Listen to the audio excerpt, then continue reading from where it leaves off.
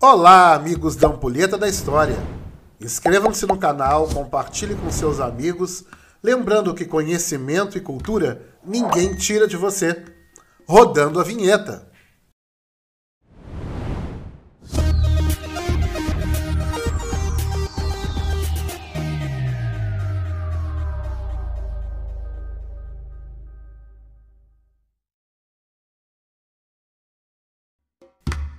Diário Popular, 14 de maio de 1888, um dia após a Lei Áurea, fim da escravidão no Brasil. Carregamos o triste fardo de ser o último país ocidental a abolir a escravidão. Um processo lento, pressionado, principalmente por outras nações, como a Inglaterra, para acabar com o regime escravocrata. A Inglaterra, como grande potência na época, pressionou o Brasil a extinguir a escravidão. O tráfico de seres humanos não era uma forma de negócios lucrativos para a Europa.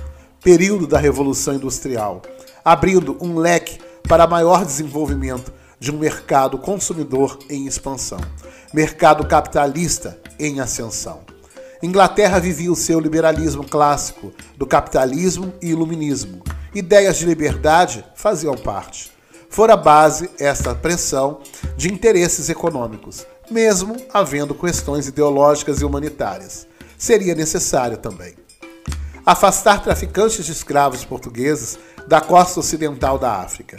Ação de grupos humanitários que pressionavam o parlamento inglês. Os escravos não tinham renda, não podiam ser consumidores. Sendo livres, teriam de trabalhar, como alguma renda, uma mão de obra que deveria ter algum retorno. Será? A porcentagem de escravos da América Portuguesa chegava a 38,5%. Um holocausto da escravidão. O holocausto africano, como mencionam os estudiosos afro-americanos Marima Anne, antropóloga, e Maluana Karenga, professor de estudos africanos, um ativista. Há em estimativa cerca de 15% de africanos que morreram nos navios negreiros. Elikia Bokolo, historiador, diretor de estudos de ciências sociais, membro do comitê editorial, diretor de estudos de ciências sociais. Editou no Le Monde Diplomatique: o continente africano foi sangrando dos seus recursos humanos através de todas as rotas possíveis, do outro lado do Atlântico. Pelo menos 10 séculos de escravidão para os benefícios dos países muçulmanos, do 9º para o 19º. 4 milhões de pessoas escravizadas, exportadas através do Mar Vermelho. Outras de 4 milhões através dos portos Swahili do Oceano Índico. Talvez até 9 milhões ao longo da rota de caravanas transarianas e de 11 a 20 milhões de negros através do Oceano Atlântico. Certamente havia no Brasil uma grande força abolicionista que lutava para se extinguir a cruel escravidão. A economia brasileira provinha da mão de obra escrava, que a sustentava como um todo. A mão de obra escrava era essencial para tudo, um peso em nosso processo histórico. O Jornal Diário Popular de São Paulo, do dia 14 de maio de 1888, uma segunda-feira, estampava um dos mais importantes acontecimentos da história tardiamente. Será que realmente houve a suposta liberdade? Ir para onde? Viver de quê? Não existia um contexto que os integrasse, interagisse na sociedade para lhes proporcionar trabalho e dignidade. De Propriedade de Lisboa, Campos e Companhia, com edição de número 1048, tendo como redator o responsável Américo de Campos sobre o gerenciamento de José Maria Lisboa, vinha estampado a Lei Áurea. A tipografia do jornal ficava na Rua da Imperatriz 54, em São Paulo. Haviam recebido no dia 13, por telégrafo, um dia anterior, o decreto que sancionou a lei da extinção da escravatura. Houve leis anteriores, como a do ventre livre, em 1871, sexagenários, em 1885, Lei Feijó. 800 mil africanos entraram no Brasil na condição de escravos de 1831 a 1850, mesmo com a lei em vigor.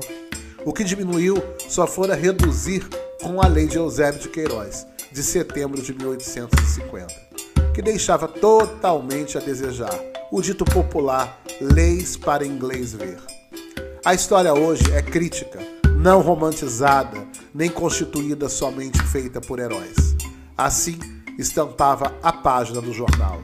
A princesa imperial, regente, em nome do imperador, do senhor Dom Pedro II, há por bem sancionar e mandar que se executem a seguinte resolução da Assembleia Geral. Artigo 1º. Declara, da data da presente lei, extinta a escravidão no Brasil. Artigo 2. Revogam-se as disposições em contrário. Rodrigo Augusto da Silva, do Conselho de Sua Majestade o Imperador, Ministro e Secretário de Estado dos Negócios da Agricultura, Comércio e Obras Publicadas, assim o tenha entendido e o faça executar. Palácio do Rio de Janeiro, em 13 de maio de 1888. Isabel, Princesa Imperial Regente. Assim estava escrito na página do jornal. A Lei Áurea era a lei regeneradora. A escravidão é extinta e seu senhor abolido. Na página, este texto. O que ganhamos? A revolução que acaba de operar-se pela extinção do escravo é um grande bem, não pelo que vai lucrar a raça negra, que por atrasada há de continuar a sofrer aqui como dantes, e sim pelo que vão ganhar os que já eram livres.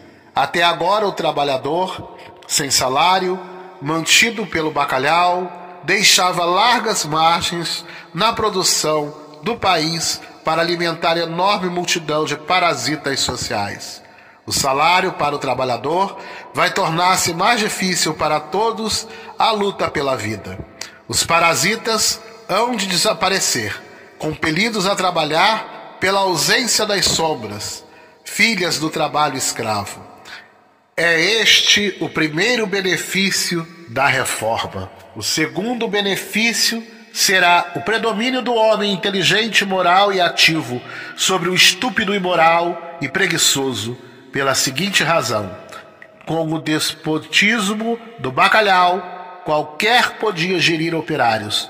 Com o trabalhador livre, é necessário que o cérebro do que dirige seja pelo menos tão educado como o do que é dirigido.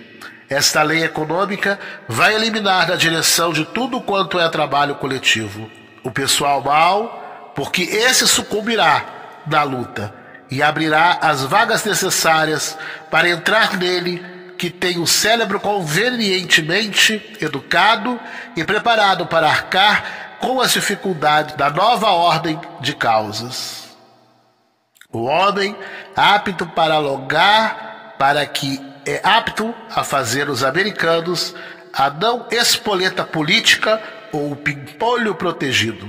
Com tantas vezes fazemos, há de ser das consequências mais férteis da transformação social a que assistimos. Enquanto tínhamos uma classe que produzia sem salário, sendo muito mais fácil a vida dos livres, consentíamos em uma infinidade de más administrações, das finanças do Estado, das da província, das do município, das companhias públicas, das sociedades comerciais, das de nossas próprias casas, com a dificuldade de luta pela vida, que agora argumenta, a renda será sempre fruto do trabalho, e, portanto, havemos de ser melhores, fizesse de tudo quanto são despesas, o que quer dizer que o nível moral da sociedade se levantará neste ponto, que é a base da moralidade pública. Parabéns, pois, ao gabinete João Alfredo, que ousou fazer a reforma, ao Partido Liberal, que auxiliou a nação, que a fomentou, e unamo-nos no espírito de cada um trabalhar e cumprir com seus deveres, porque é só assim que engrandeceremos a pátria e elevaremos nossa raça. Maio de 88.